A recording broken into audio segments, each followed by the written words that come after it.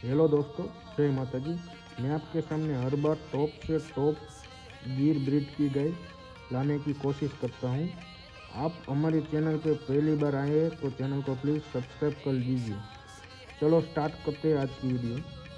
आज का वीडियो है वो गाय सेल के लिए अवेलेबल है। 16 लीटर मिल्क कैपेसिटी, दूसरे लैक्टेशन, 4-5 दिन की बियानी हुई है और बहुत ही शानदार बछड़ी वाली गौ माता लेके आया हूँ।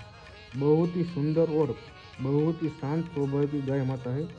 लोकेशन की बात की जाए तो राजकोट डिस्ट्रिक्ट चोटीला करके गांव है। कोई भी इस तरह गाय को परचेस करने के लिए इच्छुक है तो मेरा कॉन्टैक्ट नंबर दिया है, वहाँ पर आप व्हाट्सअप कर सकते हैं या कॉल भी कर सकते हैं।